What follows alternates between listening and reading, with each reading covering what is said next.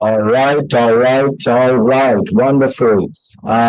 Peace, blessings, and much love to everyone.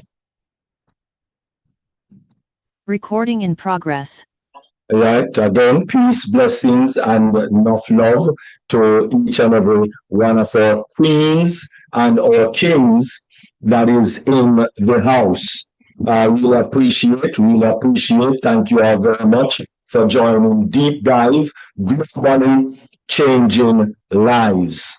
And at this time, we are going to, of course, start with our signature tune, our theme song, which is In It to Win It. And of course, anything that you want to win, you got to be in. And that's the whole concept. And so this song was gifted to us by our one and only Queen Loretta Shodari, which is an international recording singing artist. And she has done this song for us.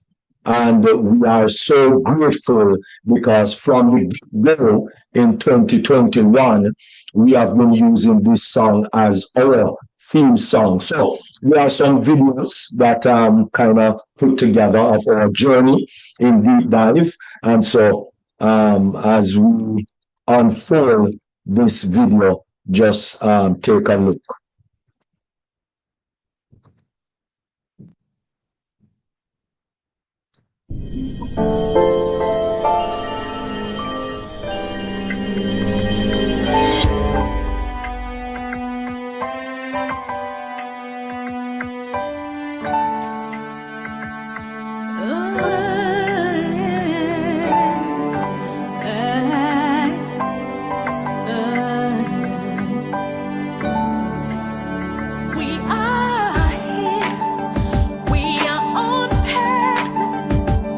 Shining bright.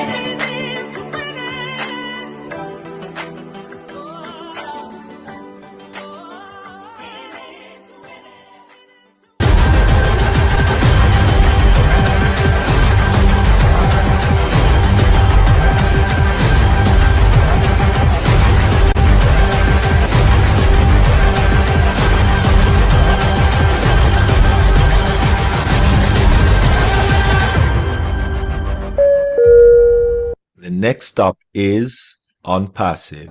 Stand clear of the closing doors, please. All right, wonderful, wonderful. Thank you very much, Queen Loretta Shadari. Really appreciate, of course. We really do appreciate you joining us and giving us that wonderful, melodious song, in it to win it. Do want to welcome those on our very YouTube channel. Thank you very much for joining us. And I just want to, of course, acknowledge our Indian, Amasalamaken and Namaste. And thank you very much. Really appreciate and thank you very much, Mama Boo, just for you to be on the YouTube, taking care of that aspect there. Really appreciate. All right. And so moving forward, we are going to be graced with none other than, of course, our mindset, because the mindset, as I say over and over and over, is the most important aspect of our life, not just for business, not just doing business or involving business, but the mindset is really for your entire life. Because with the mindset, it's really and truly your belief system. What do you believe? Do you believe that if your business do not go through, then you're going to jump off the 10-story building to get out of the debt that you are in? No, that's not the mindset to have. All right. We need to develop positive mindset, not negative mindset. And so, fortunately, for us, this afternoon or this evening, we do have a treat, and that is none other than our wonderful speaker that we had joining us sometime last year. If my memory serves me right, I think it was November last year was the last time that he spoke on this platform, and oh my goodness, it was good. And so with us once again, it's King Tim or Timothy Ferguson, right? And he's going to speak to us about doing good is the enemy of doing great. My goodness, doing good is the enemy of doing great. And so he is a motivational speaker. Of course, he's a financial specialist and a trusted leader, a mentor, and a personal development coach. All right. And so we just want to thank King Coach Timothy Ferguson for joining us today. And on this August 26th, we just want to thank King Timothy Ferguson. So over to you, King Timothy. Thank you. Thank you. It is a pleasure to coming on here today. I want to give some shout outs thanks to Dr. Tunishai Ford and welcoming me back. And thank you to all. Dr. Derek, you welcoming me back. It is a pleasure and it is an honor to be here to speak with you today. And for what I have today is something that I believe is very, very essential, something that has been a help to me, and I believe that can be a huge help to everybody. Guys, for the sake of time, because I know we have another speaker following, I basically am going to be breaking this into two parts. So I will be returning for the remainder of this portion, and then from there, we'll have room to ask questions, to give some feedback, And what I would hope for you guys to do right now is take notes if you have a pen and paper. This will be something really essential for you. It's a good thing that this is recorded. But yes, today I'm going to be talking about the subject is being good is the enemy of being great. Now, many of us, when we think about the term being good and being great, we look at them as a level. Like, good is one level, great is the next level. And if I just do whatever I'm doing more, I'll become great at it. And technically that is the case, when we're looking at things from a platform standpoint. But as we all know, as being adults, having families, having work, having all types of things that we're dealing with in our day, our time is limited, or it's conduced into different things. And so when it comes to our specialties, we have limited time in doing this. Thinking about it, I mean, for those who have gone to school, you've spent the time going to school and to become what you've become. And for anything we've done, we've spent time learning and developing and growing in it. And so two things I want to say, guys, when it comes to skill and it comes to development, um, there's a concept I like to call the law of 10,000 hours. And what that is anything you invest 10,000 hours in, you become a master at it. Anything, you know, and so you can all think, kind of look up and say, what are some things that I'm really, really good at, and how long have I been doing it?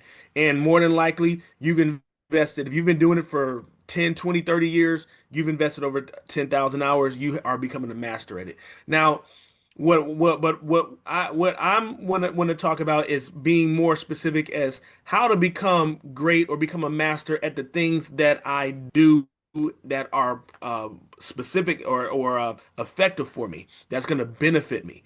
And when it comes to becoming when it comes to a specific role, a specific trade, and what I'm doing, I recognize that I have minimal amount of time in being able to do that. And so, and what that time is divided into, it's divided into my work time, family time, and everything else in an association with it. And we can find that I can find that I only have so much time to invest in whatever I'm doing, investing in my studies, investing in my business, whatever that is. I only have so much time to invest in it. And I've come to hear a lot of people find themselves with these limitations and feeling like they can't get better at what they're doing because their time is limited. And so, as a result, I'm going to my subject matter today. What I want to talk about is something that is not really talked about so much because it's not the I would say the surface matter that most of us deal with, but it is something that is associated to everything that we do with, and I call that time management. Guys, we've all heard that before. We all know time management. We all deal with time kind of in the same way that we all deal with money. We all deal with money in some form or another. We've made it, we've spent it, we've used it, we've lost it, we've invested it. There's all types of ways that we can look at how we've used money. Time is looked at. We can look at is in the same frame. Now, what's interesting about time is when it comes to money, we value money. This is where we come up with budgets. This is where we determine how we want to utilize it, if it's worth our money or not. And in a sense, which is what we're supposed to do. But the one thing that, because we don't focus on this, and most of us don't really understand this, that we do not value is time. And guys, when it comes to assets, time is our most valuable asset. More than money, more than anything else. Because guess what? When it comes to money, does it hurt losing money? Yes, it hurts losing money. But guess what? You can get that money back. Anything in these cases, it can be redone. It can be a do-over. But when it comes to time, guys, when we lose time, we never get it back. It's over. I'm 43 now this year, and I look back at the things I know now. I said, man, I wish I knew what I knew now 20 years ago. I think we all can raise our hands in saying that. And unfortunately, it's only going to remain a wish because I cannot go back in time. I can teach my children, I can teach others to take advantage of their time, but as a result, the time has passed. So, what can I do right now going forward to be a better manager of my time? And so, this is what I'm going to get. What I want to get at. I'm going to share my screen as what I'm going to be talking about today.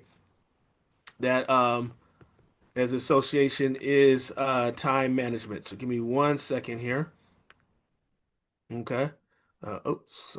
Sorry, I'm gonna get to the right page here. Thought I was on the right page. Sorry about that. Okay. So basically time management we're gonna talk about. And when we're talking about time management here, guys, um, as I said, time is our most valuable resource. Most valuable. And basically again, it's one we can never get it when we get it back. Time is the great equalizer. Every one of us have the same amount of it. What do I mean by that? I've talked to many people on financial matters. They're saying, well, that what you're sharing with me would be good for me, but I don't have the money to be able to do that. My conditions are more challenged and to be able to fulfill the matters that what you're giving me. And a lot of us can look at that, look at matters and saying why we can and can't do something because of money, or lack thereof. But one of the things with time, guys, is it's a little bit different. Yes, we can say we have limited time or in a matter, but the one thing, guys, that we all have is we all have the same amount of time. We all have 168 hours a week. So you have to ask yourself the question: if there's people out there that are doing things and being effective with their time, and you're not doing being effective with your time, it's not because you don't have enough time. And so one of the things that we want to do is we want to get out of our mind, out of our head is the the thought in our mind when saying I don't have time. How many of us have said that I just don't have time. I just don't have time. It is something that has been in our head that is the biggest lie on earth. And it is the biggest hindrance from us being able to become great at what we do. Because we're looking at everything from in the matter of all of what we're doing, my work, my family, my entertainment, my sleep, all these things, and saying, well, what time do I have left? I have very little time left. But I want you to think about this, guys.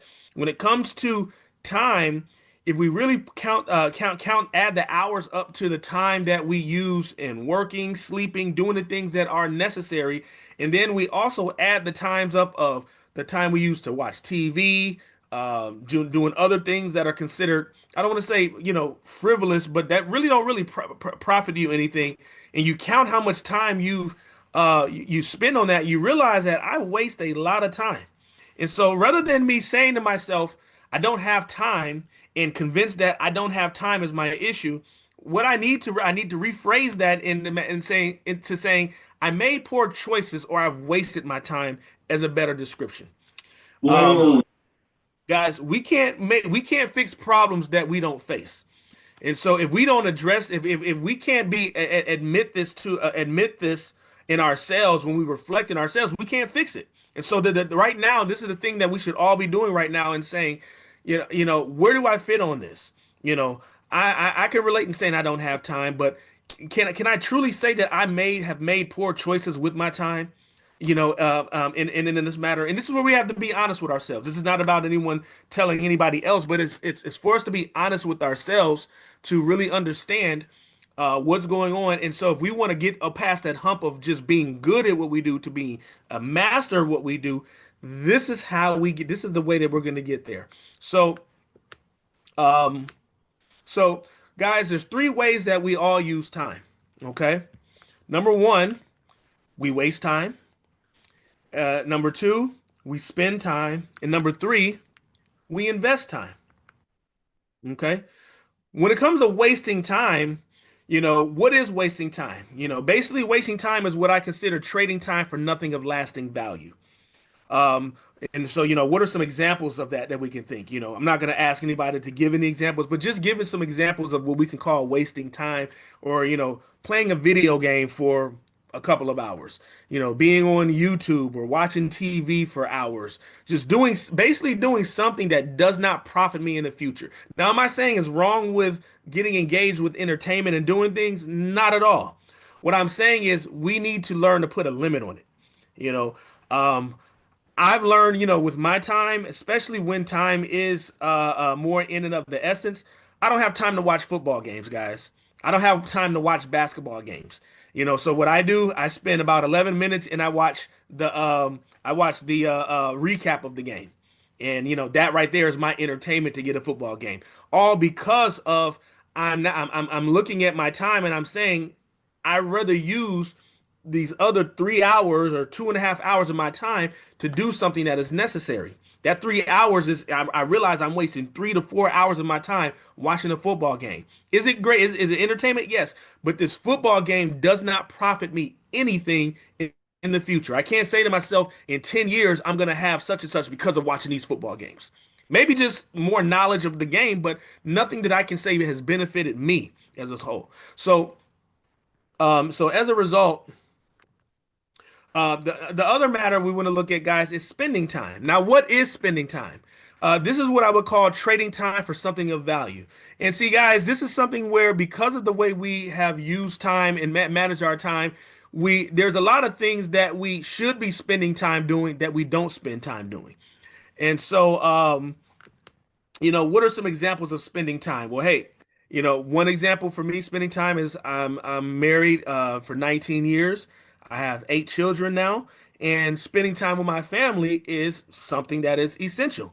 It is something that is of value. I love my family and I care about my family, and so I want to make it a priority that I set aside time for my family. Some other things in terms of spending time that are trading something of value, upkeep, taking care of myself, exercising, going to the gym,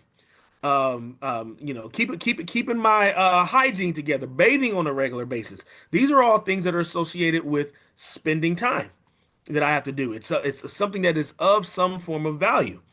But the problem with spending all your time is that you will always have a time deficiency. That's the problem. This is why we say, wow, I don't have time. Because based on the 168 hours a week I have and the way my schedule is set, I find myself having very little time to do anything extra outside of my normal day-to-day agenda. And usually, like I said, when you have a family, when you have a job, and you have things that you have to do that takes up many hours of your day as responsibility, you'll find yourself trying to do other things like building your business, learning a trade. These things very, very hard to do in the matter because you just really don't have enough time for it. And so what happens, you kind of find yourself in what we call, like I said, a time deficiency. So what is the other way that we spend time? Investing time. Investing time is trading time for larger amounts of time. The Bible says, gives word that we are to, God gives us the ability to redeem the time.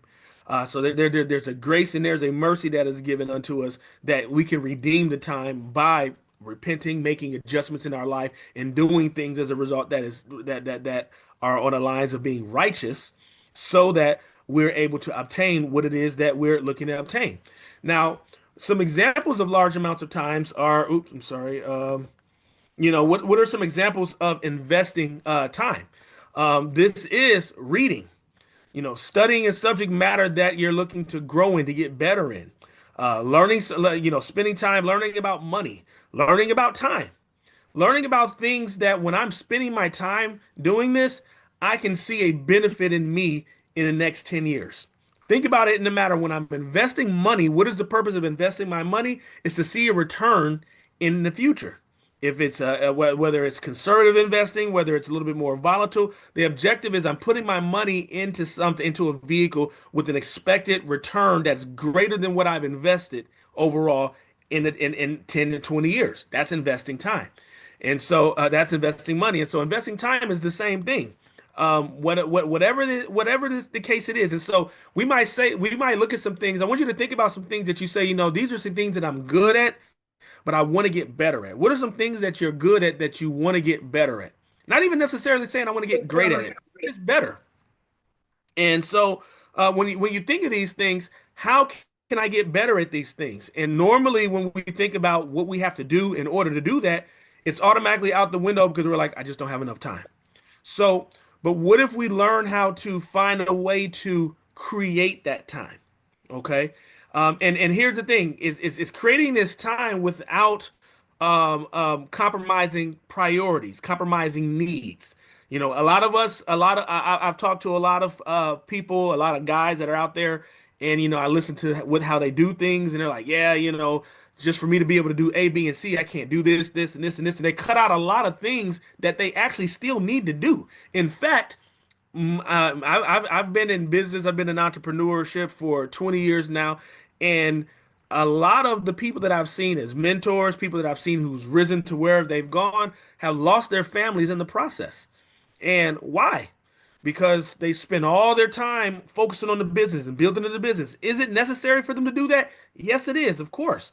But because of the way that their time is associated, they're lacking on that spending time matters. So they're neglecting their children, they're neglecting the family, and as a result, it's already rough, in and of itself. If you guys know, the wife or the husband gets tired of it and says, I can't take this anymore, and then they move on. And so you find a lot of individuals, in ending up in divorce, all as a result because of these matters here. And so it's very essential important to saying, how can I invest time to improve myself without compromising the times that I need to keep? How can I focus on doing this without compromising on bathing, without compromising on spending time with my family, or any of these things here? And so it all comes with what we call time management. So the next thing here we want to look at is talking about priorities. And what are our priorities? And notice, guys, everything that I'm putting together is going to be in a matter of a setting. It's a platform. Okay, everything is structured. Okay, and the way we want to structure things is in a way that is a process orientation that anybody can do it if we apply it. So, what are the first top priorities that we should always have, that we should never neglect? That's God. You know, he's the reason why we're here, why we have all the things that we have. We need him to get from point A to point B. So that is one priority that we cannot compromise, and that we should not compromise when we're trying to manage our time. Another priority is family. Oh, sorry, I went ahead. Is family. Family is another huge priority, as I mentioned, that we should not compromise on because of what the cost of it. I know some families, some guys where they didn't lose their family in the process, but they don't have any relationships with their family. And you ask them, how did this feel? And they're not content with how things are, and they're just kind of like, it is what it is. But rather than it just being it is what it is, let's put things in a process orientation. Family, God and family are two things, priorities that cannot be compromised. The next priority is, now we can look at, is business. Okay. Business, whether that is your job, whether that is a business, whatever it is that you're doing, this is the one other thing outside of family, sleep, working. If you have that in addition to that, you have to have time set aside for.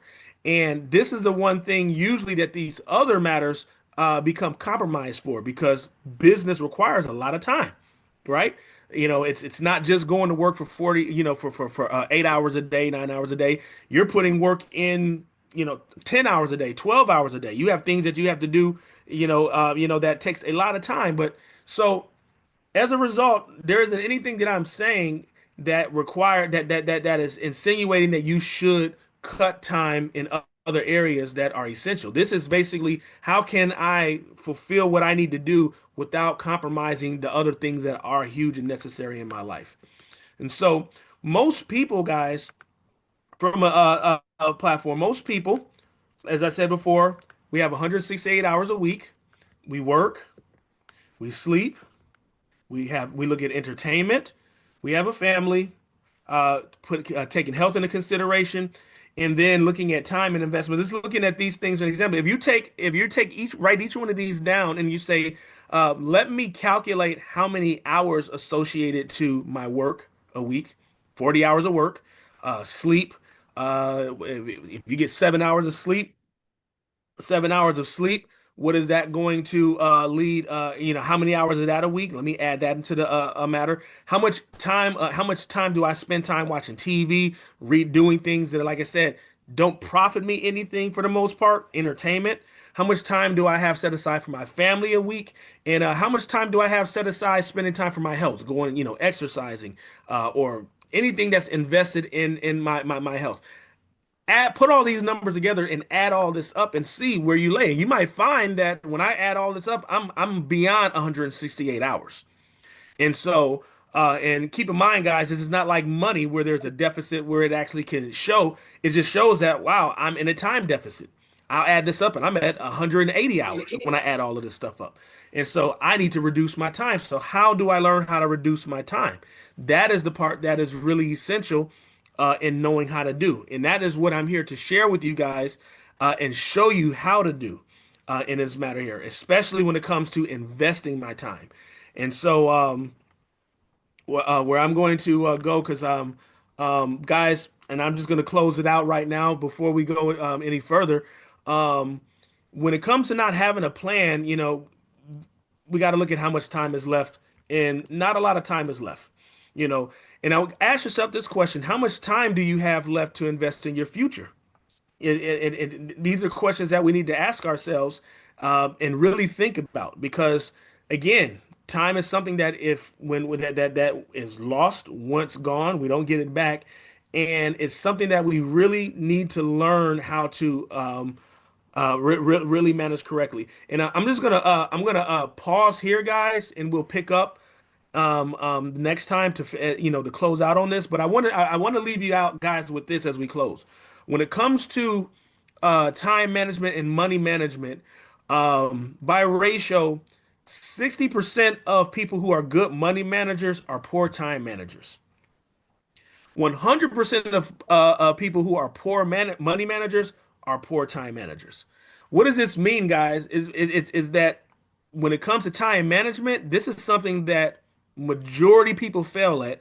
Majority people, not just fail, don't understand, do not know, and are in this place of constantly, in this case, I don't know, I don't have enough time thing where they're stuck in just being good.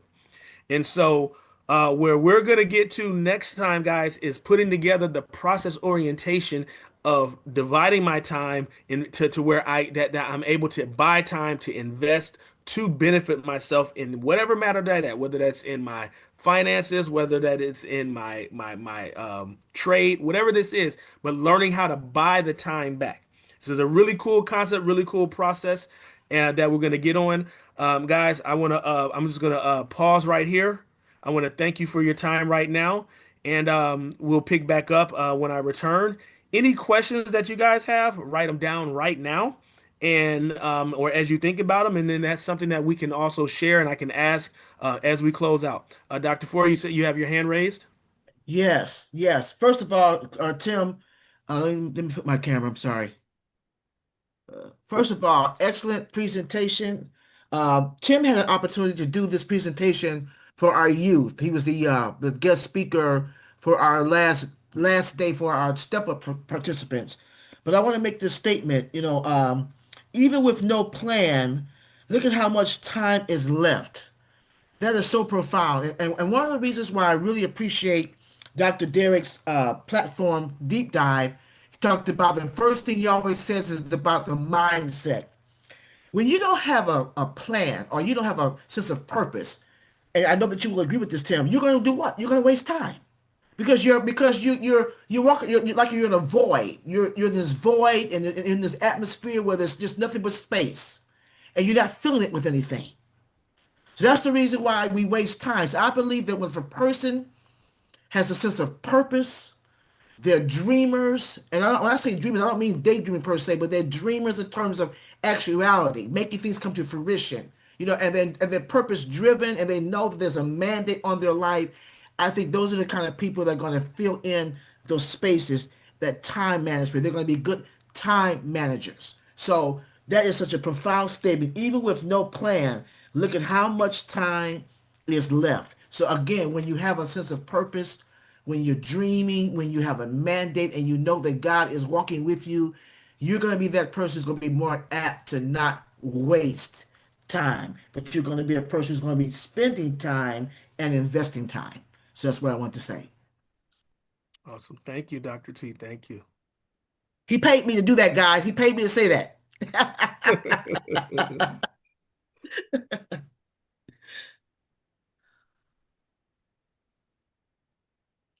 All right, wonderful. Go ahead, Queen Pastor Tony.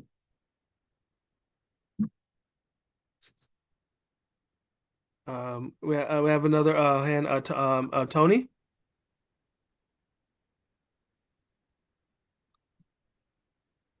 Tony, had your hand up. Queen Tony, could you please unmute yourself? I wasn't able to unmute at first. But great presentation as always. It got me to thinking about how I spend my own time. And I can't wait until part 2 so that I can take notes on how to be more effective and efficient with my time, because I'm number one to say I never have enough time. So I really appreciate the information that you offered, and can't wait until next time. No pun intended. Awesome. Thank you. Thank you. All right, wonderful. Thank you very much, Queen Pastor Tony. Really appreciate. And of course, thank you very much, King Tim. Really appreciate that presentation. That was an awesome toughness box presentation, because it was actually what's his name again? Warren Buffett that said, we have to find a way to income even when we're sleeping, because everyone have 24 hours. Nobody has more time than 24 hours and 7 days for the week. All right. And when I heard a young man say that he has 5 jobs, 5. Then what time in sleep? How are you going to manage 5 jobs in 1 week? That blew my mind. That blew my mind. And so the problem is that we are not managing our time effectively. And so I really thank you, King Tim, for this wonderful presentation. This has to be a masterclass training, really and truly. So I thank you very much for this masterclass training. I thank you. All right. And of course, our first lady, DrBenny, has to have something to say with this wonderful, unique type of presentation. Over to you, First Lady, Queen Dr. Thank you. Thank you so much. Greetings. Thank you for King Dr. Derek for giving me this opportunity to say something to our King Timothy. Before I open my mouth, let me say, I just want to take this moment to thank our Heavenly Father. I know you talk about God, right? I want to thank him because he created you and I in his image. I want to thank him for bringing each and everyone here, my queens and kings. Without God, we are nothing. I always say that the air that we breathe every second, we have to thank him because we're not paying for this air. That's all I will say. King Timothy, I would say astonishing mindset about time. Time is a problem to a lot of people. I know that I need to create time so I can talk to my Father, our Heavenly Father, right? I have to. But I supposed to have time for him, because if sometimes you don't really have to pray. Please forgive me for the born agains, that to pray 100, people just take hours upon hours. So they spend a lot of time just saying all those things that we don't even know what they're talking about. But even if it's good for you to say, thank you, Father, for waking me up this morning. Thank you, Father, for the food that you have given. Oh, thank you, Father, for Queen Dr. T for preparing the food. Now, the person who prepared that food, like she spent her time to prepare that food. So I want to thank her for that. So we don't want to take too much time to say thank you to our Heavenly Father. I don't know, but people do they spend too much time for that. But I know that no matter what, He is there. When you are stepping out of the house, you say, Father, follow me. And He does follow you. Wow, He has been doing that for me. Anyway, the time to invest. A lot of us, we do invest time for our health, right? Well, a lot of people don't want to go exercise. A lot of people have big belly, huh? Because they are not exercising or because they are eating too much, right? We need to spend time to eat well, right? We are investing. That's what you say, right? Invest for the health. Invest to learn how to grow. Invest to build a relationship. Time is really important as you talk about time management. But I'm not going to sit here and talk too much about it.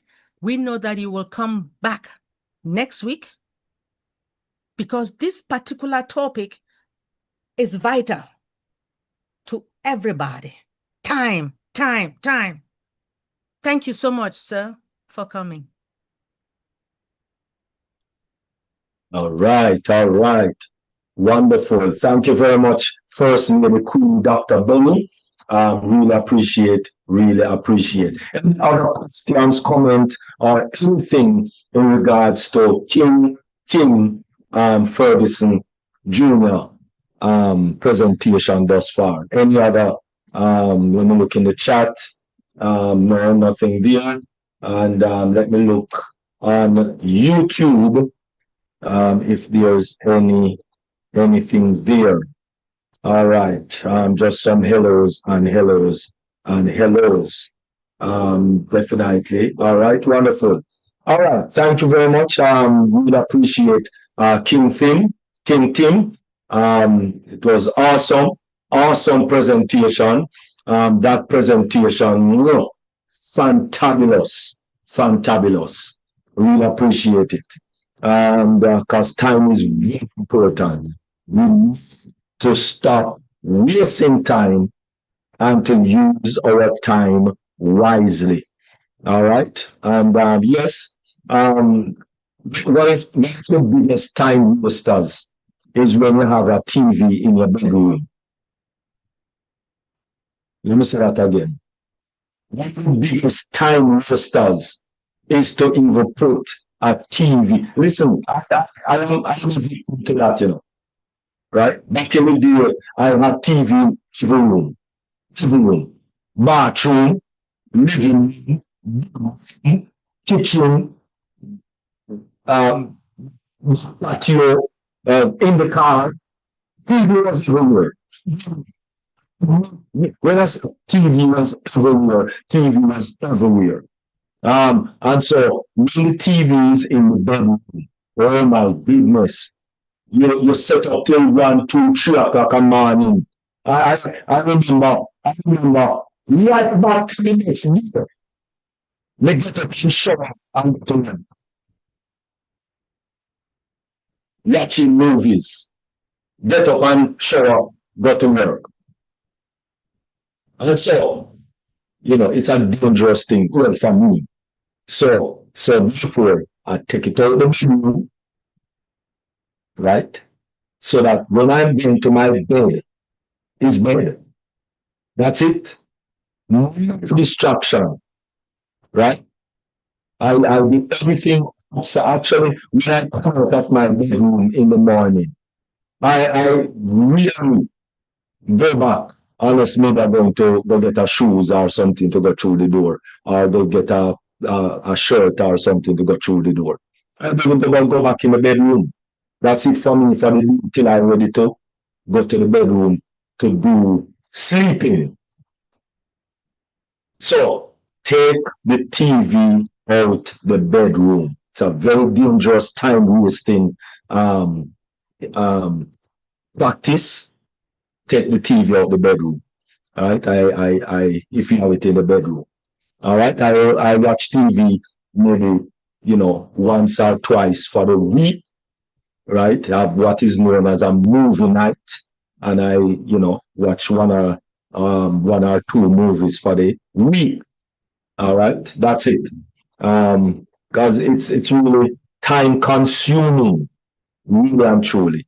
It's really time consuming. Anyway, thank you very much, King Timothy Ferguson Jr. Really appreciate it. All right. All right. Moving right along, the next presenter is one and only, none other than, of course, our Queen, First Lady, Dr. Benny. And of course, she has been doing this for about 3 years now. Cyber security. So you have a lot to catch up on if you have not been viewing this or following this cyber security presentations. She's an entrepreneur long before on passive, and of course she is the first lady in on passive, and she is international international speaker and audiences all over the world. And so at this time, as we look at cybersecurity, we introduce First Lady Dr. Benny. Over to you. Thank you so much, King Dr. Derek. Today, despite the fact that we're talking about cybersecurity, I'm going to talk about KYC. KYC, which means know your customer, right? We all know that it is a process used by banks on different companies, but banks and financial institutions, the reason they're doing it is because they want to verify your identity, right? Identity of their customers, which is usually like collecting checks, personal information like your first name, last name, date of birth, government issue, like driver license, or sometimes they ask for your passport, right? And again, sometimes they ask for proof of income, right? So why do banks require KYC? For several reasons. But anyway, one is to prevent fraud, right? To make sure people are who they say they are. And to stop money laundering, fight terrorism, right? And sometimes we have to follow the law as well as protecting the customers. So just give me a minute and I am going to share you my screen so we can talk about KYC in the banking system. Greetings, King Carlton. Yes. Let's see.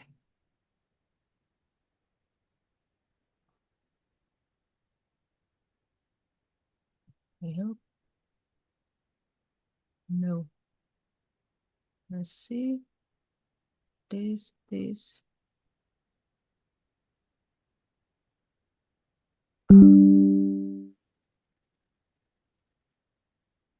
So, KYC.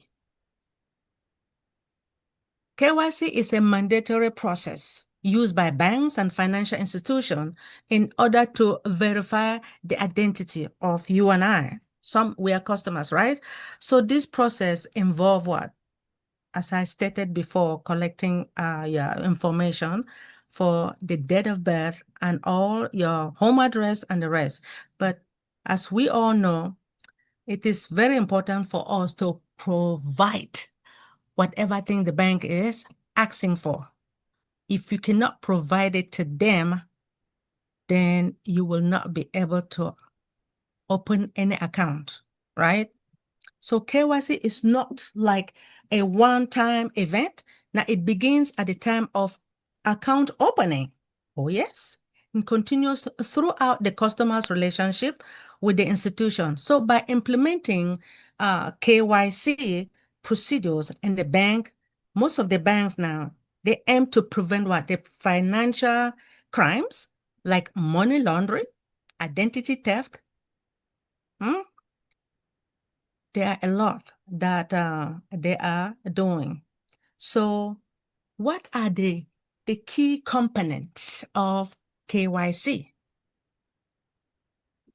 The component is like the customer's identity or identification program, which it verifies the customer's identity by using the documents like government issue IDs, proof of address, personal data before opening the account. So the next we talk about customer due diligence, which involve what? Collecting detailed information in order for you to understand the customer's financial behavior, assess risk, which ensures that they are not involved in any illegal activities, right? It also enhances due diligence by applying to high-risk customers. This step includes what? Additional checks, such as deeper background verification, right? The source of income analysis and the adverse media screening. Ongoing monitoring. So, most of the time at work, we do have continuous monitoring, right? And other places now at the bank, they will review the customer's transaction to dictate suspicious behavior, large or unusual transfer. A lot of people, they may be transferring too much, large amount of money.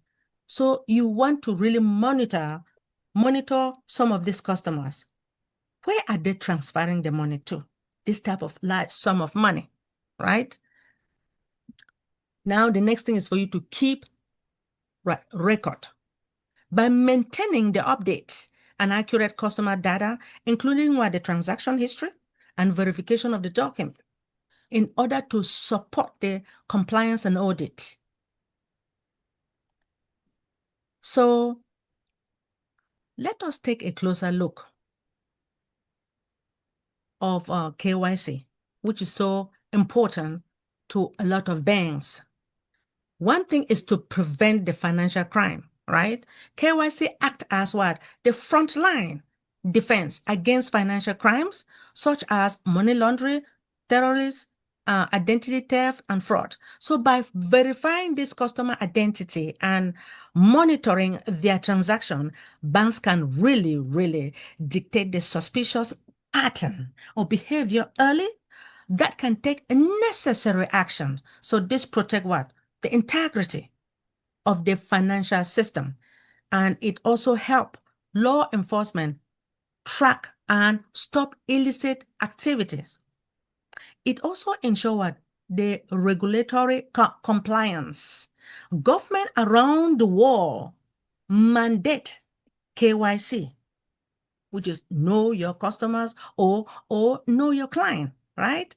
Through what? The legislation like the U.S. Patriot Act in the U.S. and anti-money laundering directive in the European banks, which are legally obligated to adhere to these regulations.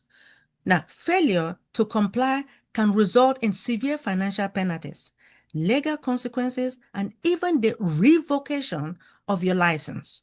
KYC also ensures that bank stays within the bounds of national and international financial law.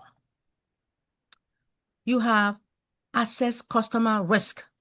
Not all the customers pose the same level of risk. There are some customers that are good and some not. So when it comes to KYC, it helps the bank now to categorize this client based upon their risk profile by analyzing the factor like occupation, the geography, source of funds, and transaction type. High-risk customers, such as politically exposed person or an individual in transaction region, it requires what? Enhanced scrutiny, right? Risk assessment, it also helps the banks tailor their monitoring and prevent what? Exposure to potential threat.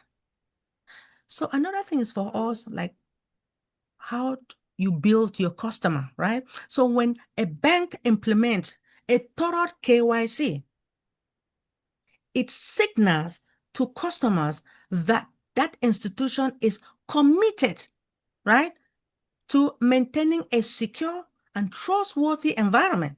So customers are more likely to feel confidence. Oh, I feel confidence now to go to Truist Bank. Oh, some people like Bank of America, right? If you like Bank of America, you can go there because those people, they are serious, right? We have to be very careful. So this trust now, the trust now will help foster a long-term relationship and what? Bright loyalty to the customers. It enables safer transaction. How? Now, with accurate and verifiable customer data, banks can process financial transaction, right, more securely. Knowing the customer's profile allows the bank to flag inconsistencies, such as sudden large transfer. Yes, because they want to know, where are you transferring the money to? And why? So this will reduce what the chances of financial losses due to unauthorized or fraudulent transaction. Now, another thing is for us to avoid legal and financial penalties, right? The regulatory bodies impose hefty fine on institutions that fail to implement or maintain effective KYC procedures. Remember, when we join our company, there's always a policy and procedures that each and every affiliate supposed to follow, right? It's the same thing when you go to the bank, you go to school, you have to follow the policy that it is being written within. So beyond the immediate financial impact, such a failure can lead to what? Reputational damage, shareholders, distrust, and even sanction that will prevent banks from operating in certain market. Proper KYC is not just a best practice, but it is what? Critical safeguard against the legal risk. So how do you process this? Or how does the KYC process work in most of the banks, right? The process in the bank is a structure, right? An ongoing system which is being designed out in order to verify the customer's identity, evaluate the risk, and monitor the financial activities. So it starts when a new client seeks to open an account and continues throughout the entire relationship between the bank and the customers. So the aim in this is to ensure that banks fully understand who is the client, who is DrBenny, right? Or any clients which are, in the spot. Any red flag, what will happen? It may indicate what? Fraudulent or criminal behavior. Now, I'm just going to give you some few processes, all right, that will unfold when it comes to our banks.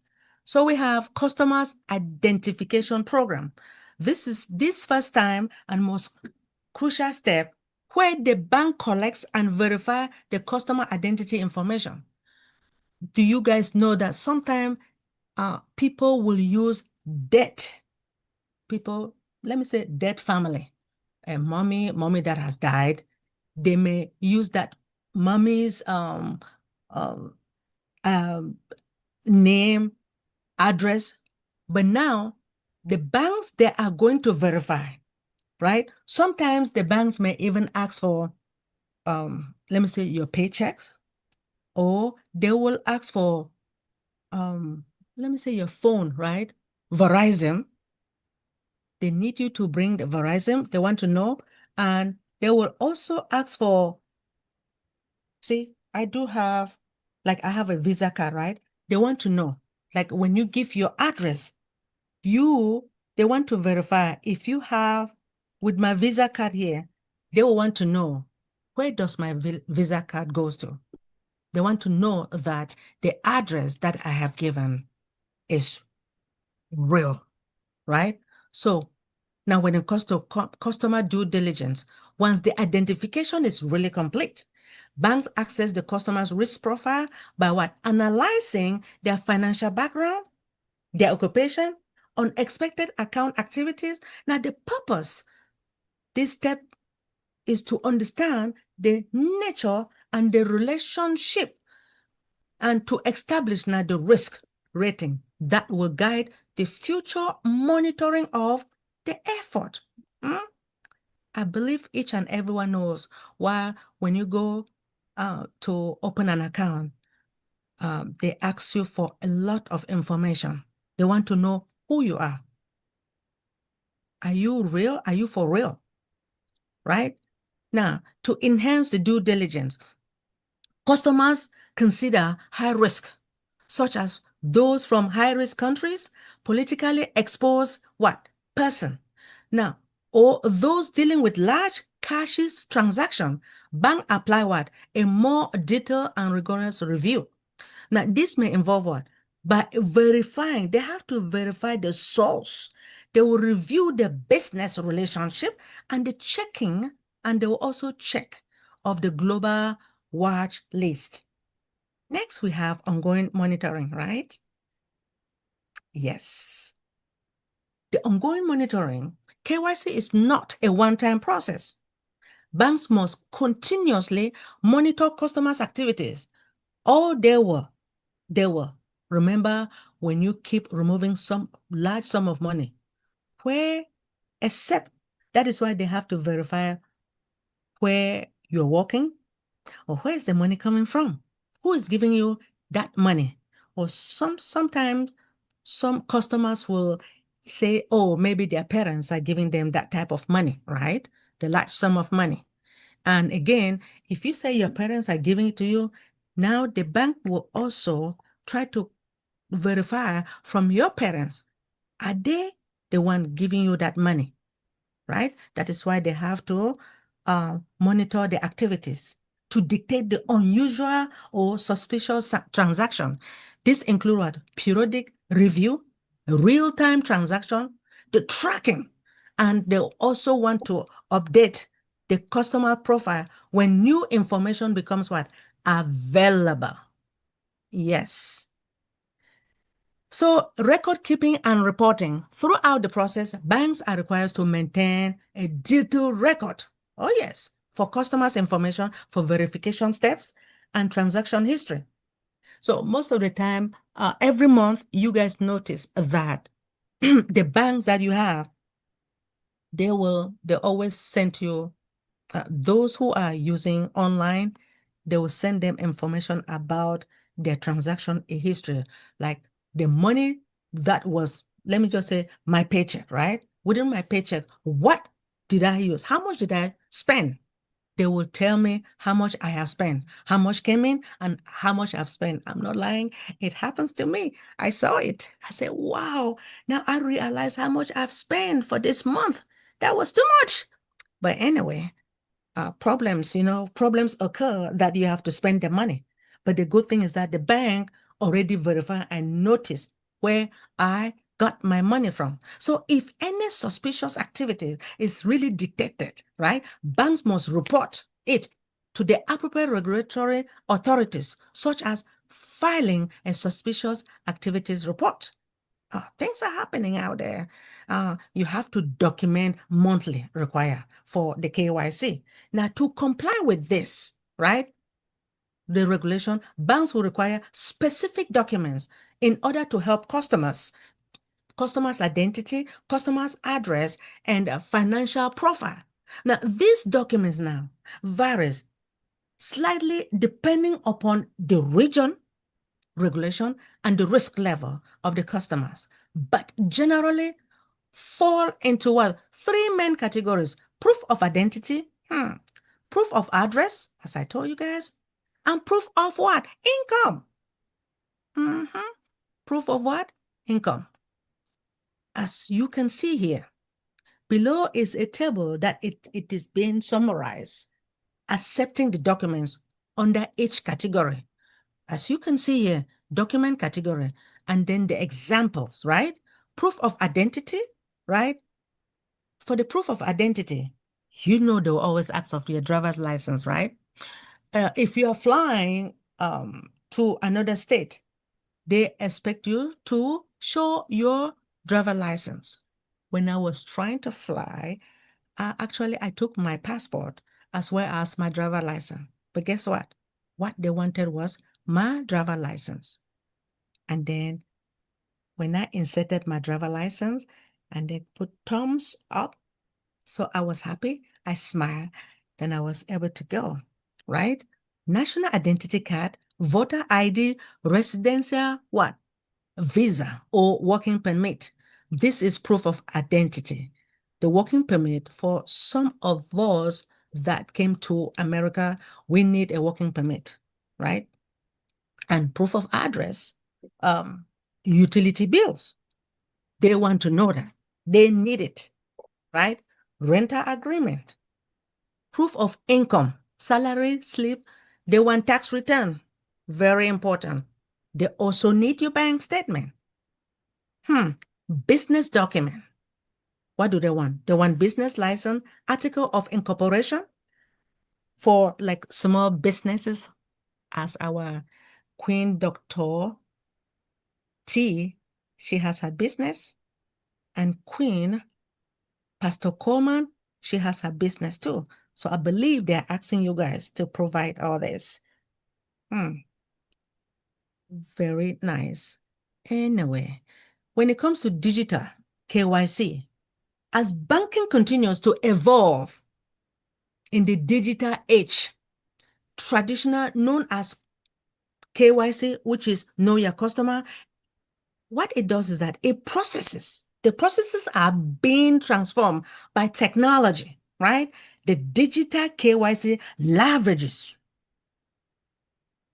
tools such as biometrics, artificial intelligence, and online documentation verification, streamline the identity checks, and it also reduces the onboarding time, which it enables the banks now to perform secure remote verification while maintaining the compliance with the regulatory requirements, making the process now faster, more accurate, and customer friendly.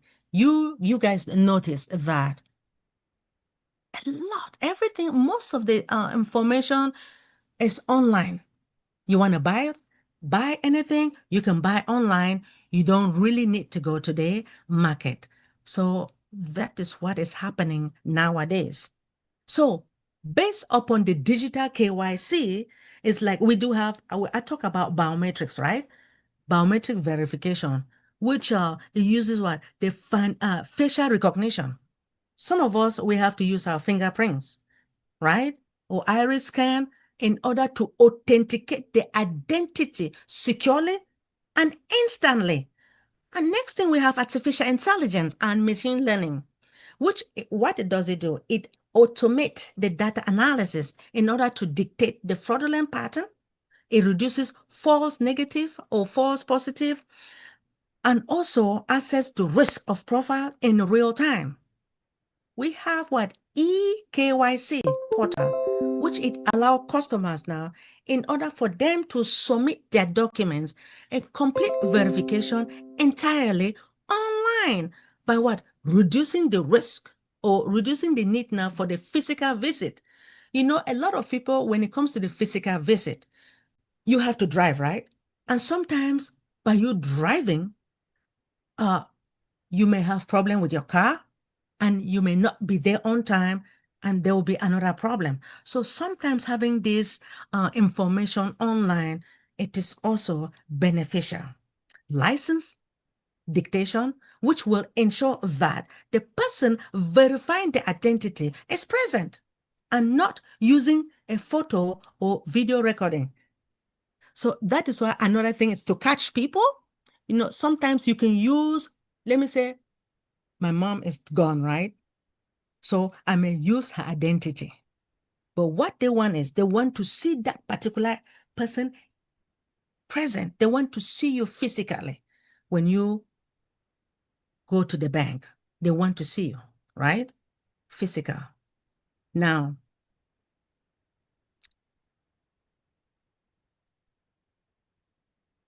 another thing is we talk about the integration of government database, which will enable a real-time validation of what identification document and what cross-verification with official record, which also in order to reduce what onboarding time, we understand that our brother talk about time management, right? So it reduces onboarding time to cut down the customer's verification, a process from days to minutes by improving what? Users' experience, enhance security, right? To protect the sensitive data through the encryption and also secure the storage method by reducing risk of identity theft and fraud. Scalability and cost efficiency, it also support what? High volumes of verification with what? Minimal human intervention, lowering operational cost. So I will continue next week, but in conclusion, KYC is vital security process that it helps banks to confirm who their customers are. So it protects both the banks as well as the customers by reducing the risk of fraud, money laundering, and other financial crime. In short, KYC builds trust. You guys understand, right? KYC, know your customer. It builds trust. It also builds transparency and safety in your financial system. This is where I got my information from. I will continue next week with this KYC. Thank you all. All right. All right. Wonderful. Thank you ever so much, First Lady Queen, Dr. Benny. That was awesome, awesome. Thank you very much. Really appreciate it. And of course, KYC, it's a lot of money involved when we're talking about KYC to identify persons or to ensure that this person is who they say they are.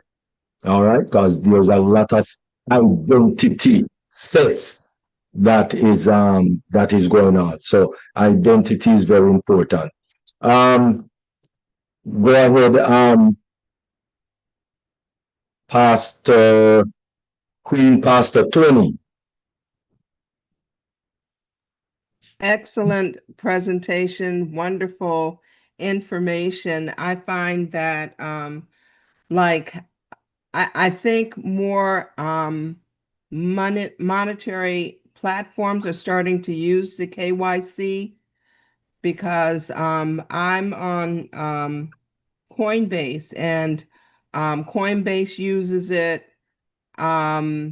I like playing these little games too on my phone. And so every time, and it's not a lot of money, it's like $1 or something like that, but I enjoy the games. And so I figure if I'm going to play these little games, I might as well get a few pennies out of it. And every time I want to dump $1 or $2 into my account, it asks for a KYC. So I think any platform that has to do with money has these KYCs where you have to do a facial recognition and that type of thing. So I think it's a really great security measure. And thank you for the information and expanding our knowledge of it.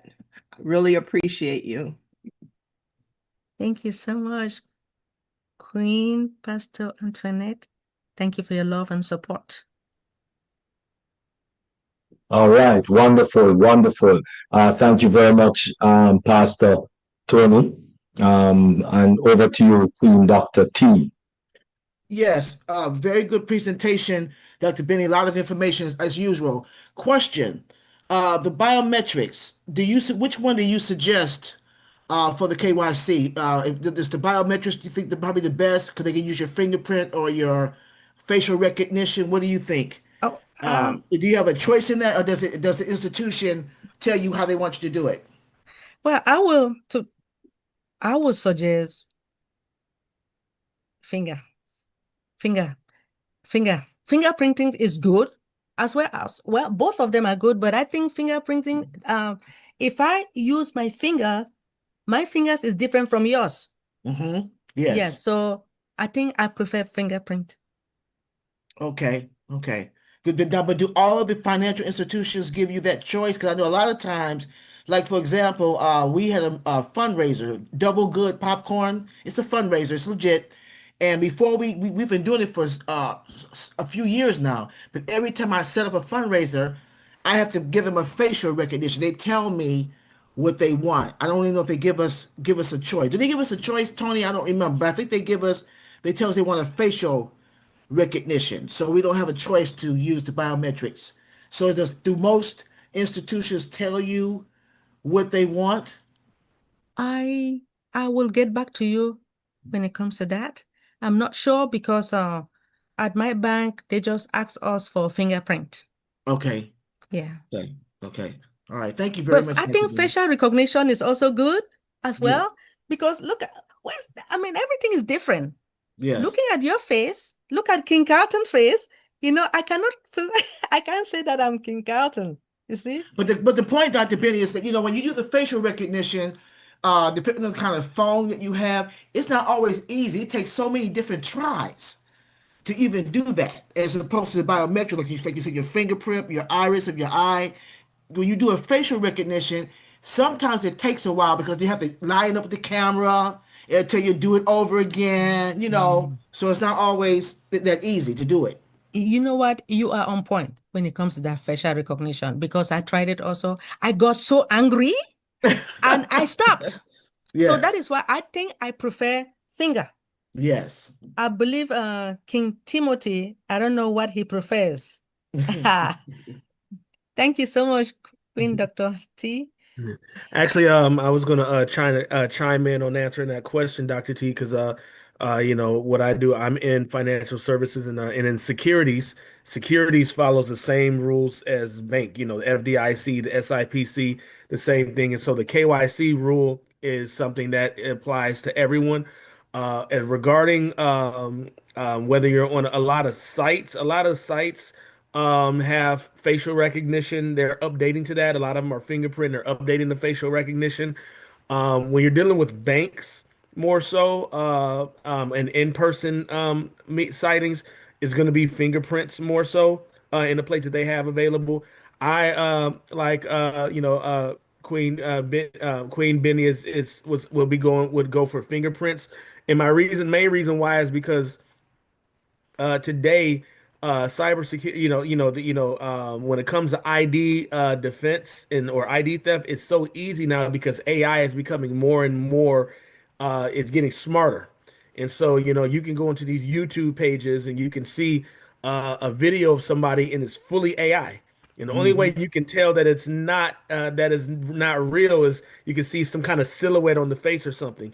And Mm-hmm. so, Mm-hmm. when it comes to the matters of that, I'm not so much a fan of the facial recognition, as something in the future because it's something that they're looking at as a way of being able to get around that with, they could take your face and then basically can try to find a way of doing that with AI technology. So Yeah. I'm personally one where I'm more so pro fingerprints. Yeah.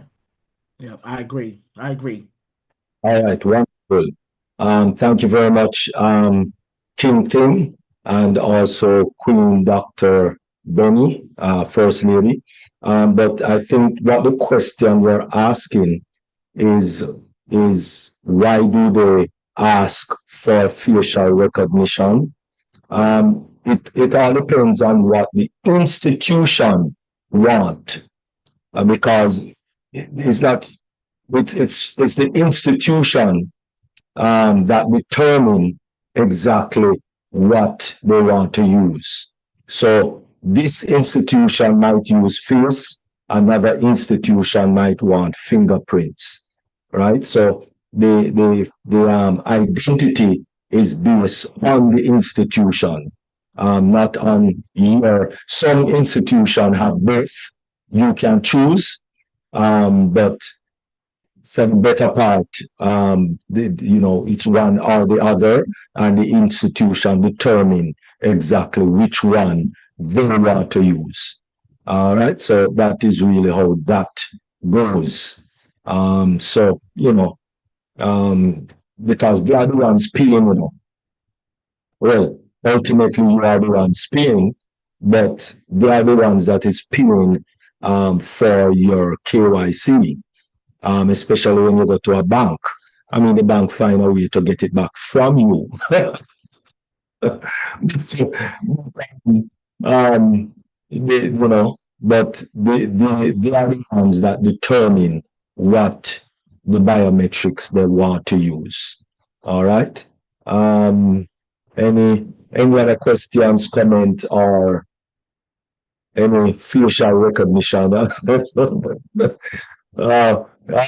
so, King, good to see you in the house. Wonderful. And Queen Lillian, good to see you in the house. All right. So, thank you all very much. Really appreciate, really appreciate.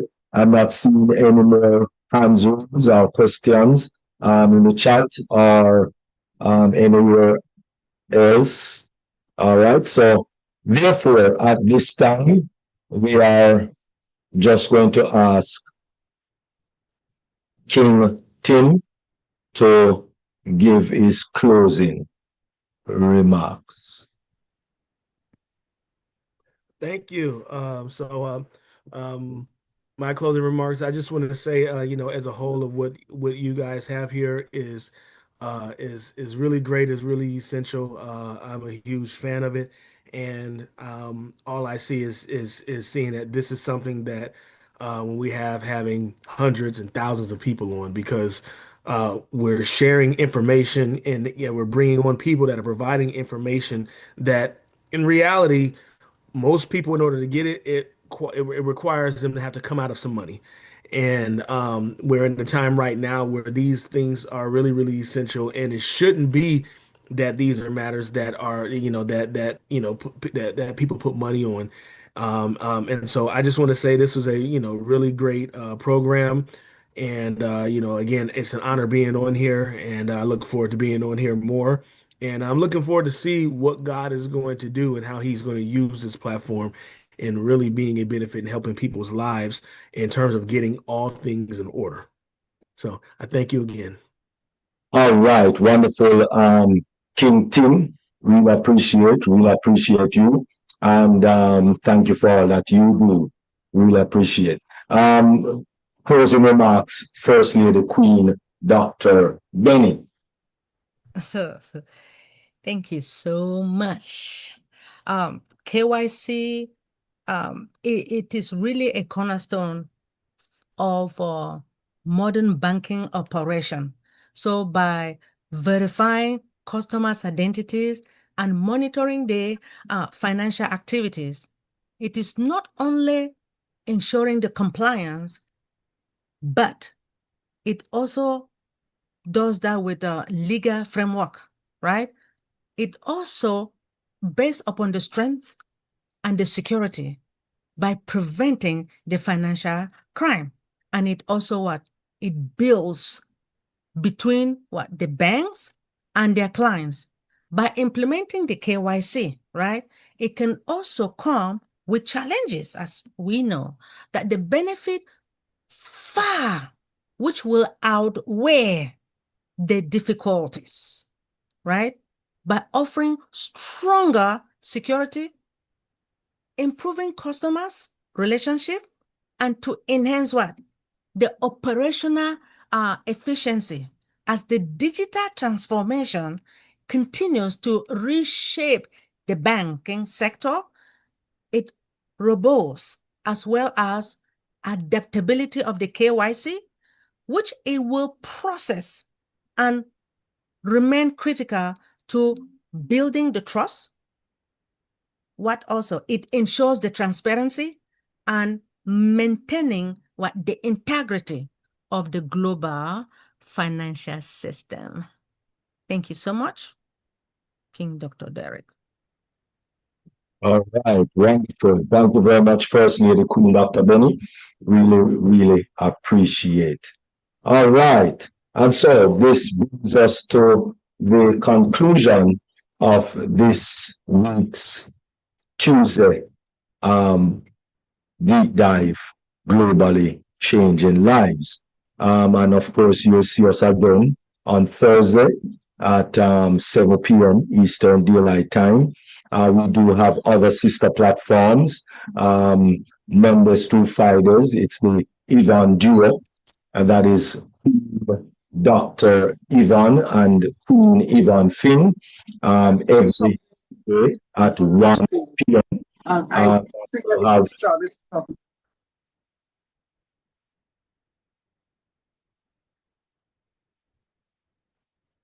all right, and you also have on Wednesdays, on Thursday morning, you also have Oh Passion, Singapore, Malaysia. That is 9 a.m. Eastern Daylight Time. And of course, on Mondays, you have Queen Miriam Edwards with Mindset Monday. And then come Sunday, you have Dream Team on Monday at 1 p.m. Eastern Daylight Time. And so we want to thank especially our YouTube viewers on the YouTube platform. We just want to thank you all for making it deep dive, globally changing lives. So again, we want to thank King Tim and also First Lady Queen Dr. Benny for the wonderful presentation. And we thank you very much. And so for our YouTube viewers, take care. So long. Have a wonderful rest of your day. And until we see you on Thursday at 7 p.m. on Deep Dive on Thursday. All right. And so for those of you who are here, we also have, as you know, after party. So it is none other than our wonderful, illustrious, beautiful DJ, Queen Dr. Nabi, just for you. Take care. Thank you. Thank you very much. Yes, we are going to enjoy the time that we have. The presents belong to us. Let's see.